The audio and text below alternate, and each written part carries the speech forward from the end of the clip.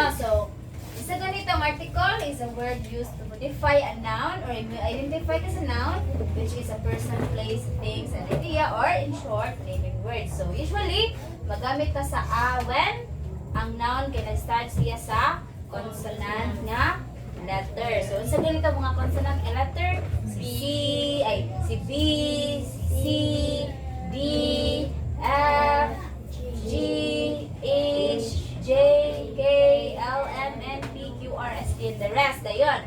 No? So, muna siya ang gamit sa A. And A naman, if ang A is a consonant, ang an is a vowel. Ang sarap ito mga vowel. Natay lima ka vowel na letters. Oh. A, E, I, O, U. No, for like example, apple. Diba yung answer ha? Kasi nag-start sa apple. A. Oh, A. A is a vowel or a consonant? Vowel. Yeah, it's a vowel. So, maningon man ko nga, usually ang an, magamit siya basta naguna sa noun is vowel. So, therefore, magamit ang an, apple. Sakto di. Sakto. Basta gani naguna ang basta gani ang na naguna og vowel letter magamit ta og an. So if ang noun naguna og kuan, naguna siya og consonant, sa tong gamiton. Example kani. Unsa man ang first letter sa cat? C. So, C. C is a Consonant. So therefore, kung gamiton nga article is a. Try to read ko no. Oh, angkat. Lain sa tino mga tag-angkat. Lain pa noun. Di ba? So muna siya ang gamit sa article. And ari naman ta sa da. Unsay kalahian sa da, an ug sa a. Kay ang kaning a ug an nagkuha na siya og general or non-specific or wala ta nag-talk sa kanagid nga specific nga sama sa kung din na ballpen. Huwag ko nag-talk about sa fine text na ballpen. Okay, there are many or a lot of kinds of ballpen, di ba? So, muna siya ang a ug an. General, or kumbaga daghan ang general. Mingon ta og da, bangli siya, vice versa siya. Okay? Specific siya. For example, kani, Taj Mahal. So, usa ra may Taj Mahal. Ang kani Taj Mahal, located na siya sa India. Ang Taj Mahal, asa na siya kapalas na gi-build sa India naman siya kay kuan siya ba iyang ikuan sa iyang mga asawa nga namatay, so nag-build siya dito og palace, which is muna siya ang lubnganan sa iyang asawa. Muna siya ang Taj Mahal. So usa ra man ang Taj Mahal. So specific siya. Oh, mama. Okay, L2 students, please read your activity for tonight related about the worksheet. Worksheet is are. Start. Worksheet is R. Number 1. She blank reading a book. Our answer is. I blank ready for school. Our answer is They blank playing outside. Our answer is R. Number 4. He blank my cousin. Our answer is. Number 5. We blank going to the park. Our answer is R. Okay, please stop. So, we use is if the subject is, again, what is the subject? Singular, or meaning to say, one. Single, from the word single. We use the word are for the plural. Very good, for the plural. Or meaning to say, more than one subject. And we use after the I. Okay? I am. Okay? So, for example here, number 2, I am ready for school. So, we use the word am. So, there are rules with regards about the grammar. Okay, grammar rules. After the subject, we need to use the following words: is, are. Okay? So, do you understand our activity for tonight? Yes. Okay, very good. So please do study also at home. You can have a self-study since you have examination in the formal school. So tomorrow, you will self-study regarding sa inyong mga reviewer or pointers for your examination. Okay ra? Yes. Okay, goodbye students. Goodbye. And thank you, Teacher Pen. Okay. Annyeonghaseyo! So tonight, I will be studying for our third periodical exam. So by the way, tomorrow our subjects are Mathematics, AP, English, and Science. So study with me.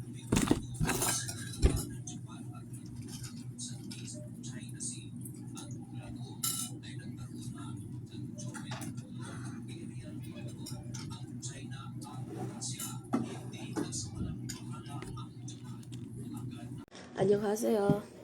So today I'm going to review about our notes for the upcoming periodical test.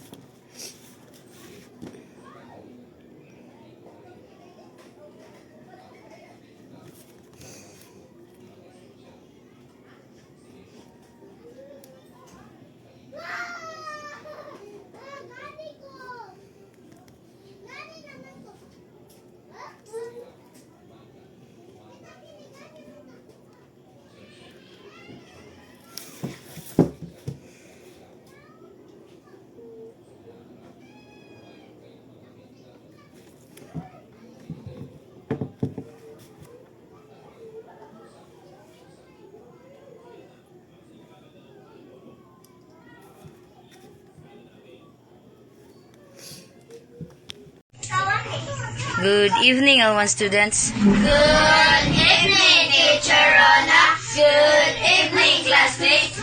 It's nice to see you this evening. Mabuhay. Okay, can you settle down, everyone? Thank you, Teacher Rona. Okay, what was our topic again? Fact and opinion. So it's all about fact and Opinion. opinion. So what is fact? Okay, kindly stand up, Frank, kindly. A fact is something that is always true. Fact can be proven. We can find facts by doing research. Okay, how about opinion? Who will read? Okay, Keshan. Opinion, what you think or feel. It cannot be proven. Okay, sit down, Shan. So, I will read the sentence carefully. So, now, you will identify the sentence. So, inyo identify ang sentence nga kung ibasa kung whether it's fact or an opinion. Kung yun siya, kung fact ba siya or opinion. Okay, kindly stand up, Anna Jane. So, B is the second letter in the alphabet. Ang B ko no, ang letter B ba? Second letter ba daw siya sa alphabet? Unsa siya? Fact, opinion. Fact. So, okay, fact. So, B is the second letter in the alphabet. So, tinuod no? Ang B, kaduha nga letter sa alphabet. Okay, sit down, Anna Jane. How about Miho? Kindly stand up. People in Korea is friendly. Fact or opinion?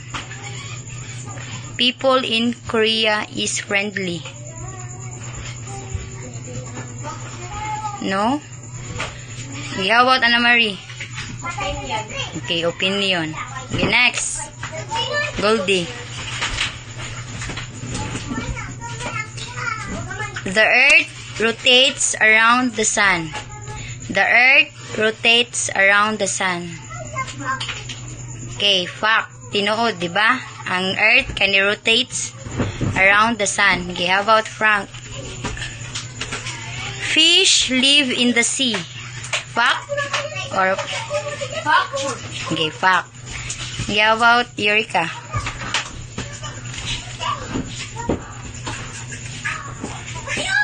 Trucks are the best car to drive. Unsa man ang trucks? Opinion. Okay, very good. Opinion. And next, Fiorella. Mercury is the closest planet and the sun. Ang Mercury ba daw, ang Mercury kuno kay dool ba daw siya sa sun? Mercury is the closest planet in the sun. Mercury. Fuck, sakto. Very good. Fuck. Nga naman, ang Mercury, dool siya sa Earth. sa Earth. Dili Earth. Dool siya sa Sun. sun. Yeah, about Princess. Tana, Princess.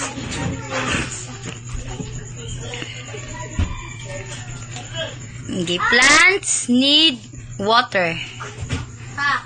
Fuck. Okay, very good. Sige ka na lang. Next. Erika.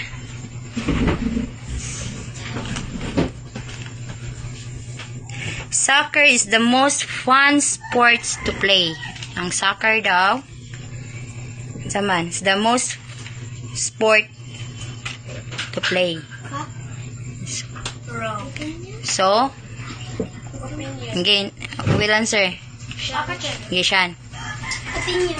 So, opinion. Kay, di ba, ang soccer, di ba, ang uban na may ganahan. Then, ang uban, dili po ganahan sa soccer. So, mo to siya, ang fact ug ang opinion.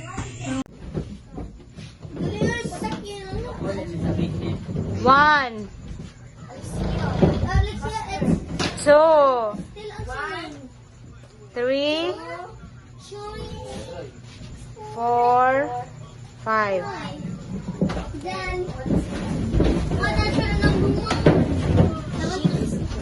Patrick, read and answer number 1. She whispered, then spoke loudly, and finally shouted, What is your answer? "Climax." Climax. Yes.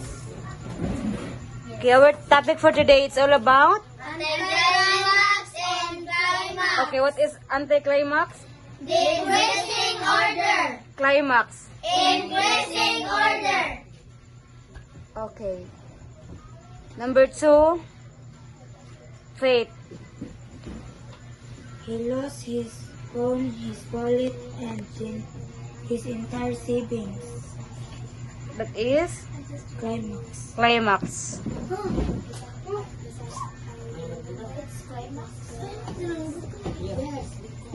Number 3, Janilyn.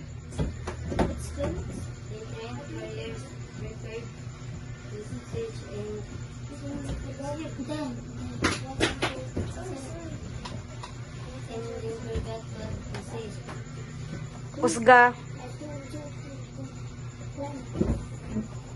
He trained for years, prepared his speech, and then forgot what to say. That is anticlimax. 4, Alexia. She dreamed of fame, success, and a free notebook. That is Anticlimax. anticlimax. Number 5, Zyrel. Zyrel. The hero faced the dragon race and sword. Kusga. The hero faced the dragon race, his sword, and tripped on a rock. That is Anticlimax. anticlimax.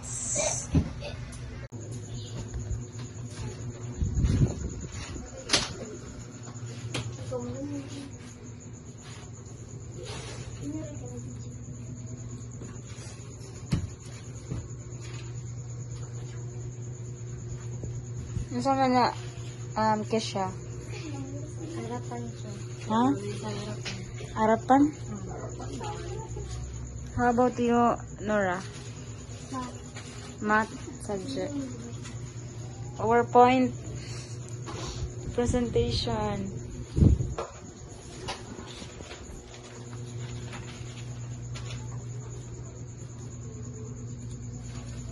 Practice sa sana.